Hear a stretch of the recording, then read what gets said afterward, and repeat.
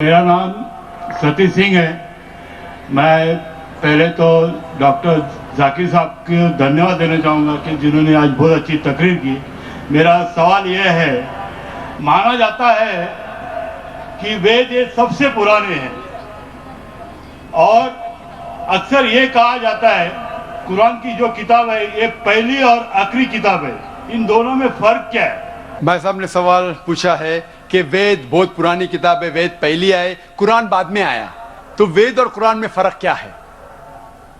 और अब ये भी पूछ सकते हैं कि क्या हम कह सकते हैं कि वेद खुदा का कलाम है?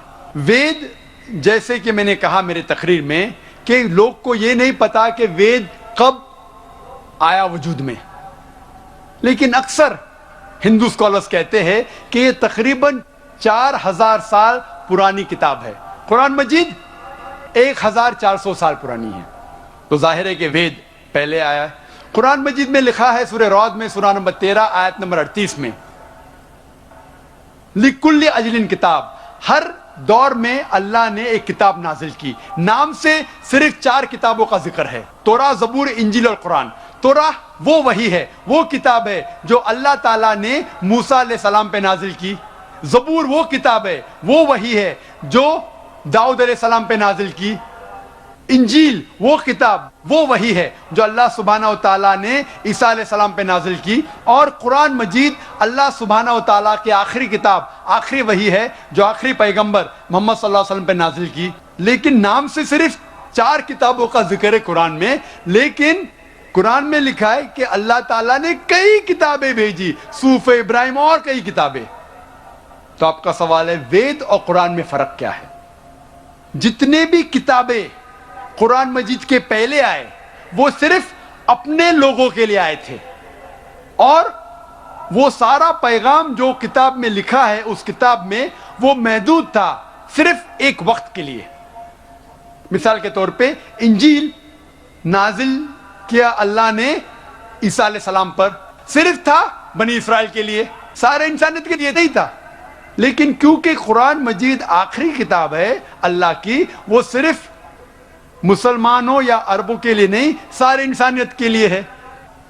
पहला नुक्ता ये जानना चाहिए कि वेद का जिक्र कुरान में नहीं है।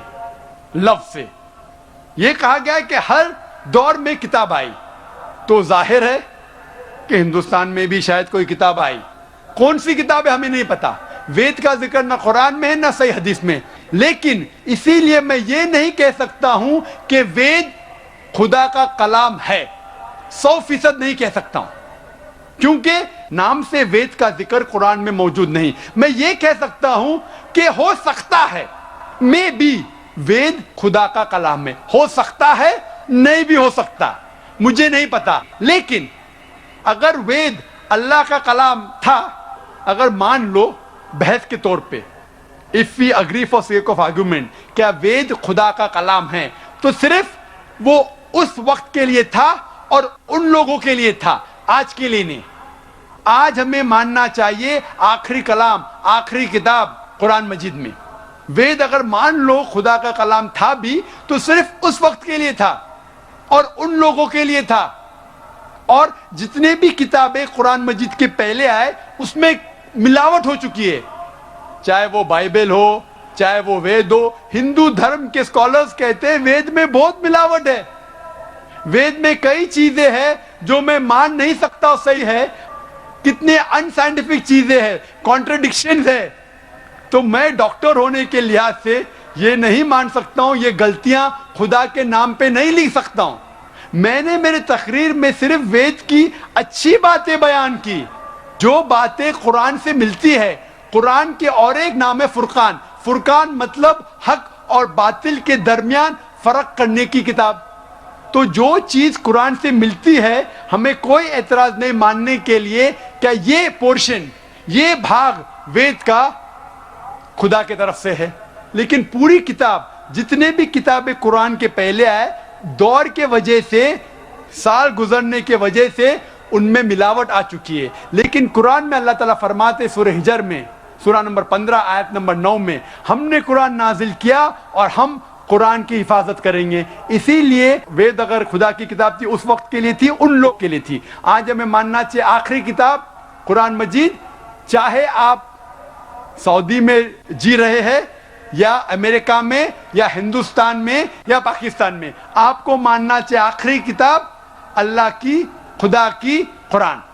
اسی طریقے سے ایک شخص نے مجھ سے پوچھا تھا کیا ہم مان سکتے ہیں کہ شری رام اور شری کرشن خدا کے بھیجے ہوئے پیغمبر ہے؟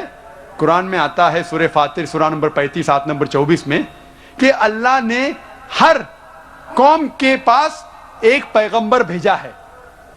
نام سے صرف 25 پیغمبروں کا ذکر ہے قرآن میں, صرف 25.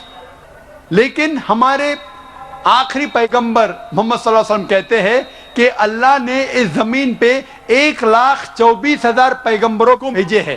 نام سے صرف 25 کا ذکر ہے.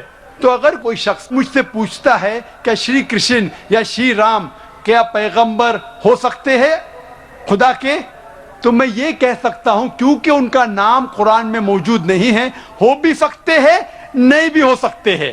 کچھ لوگ کہتے ہیں رام علیہ السلام. رام علیہ السلام میں نہیں کہہ سکتا, وہ پیغمبر ہو بھی سکتے نہیں بھی ہو سکتے. لیکن اگر وہ پیغمبر تھے تو صرف اس وقت کے لیے تھے اور ان لوگوں کے لیے تھے. جتنے بھی پیغمبر آخری پیغمبر محمد صلی اللہ علیہ وسلم کے پہلے آئے صرف ان لوگوں کے لیے تھے.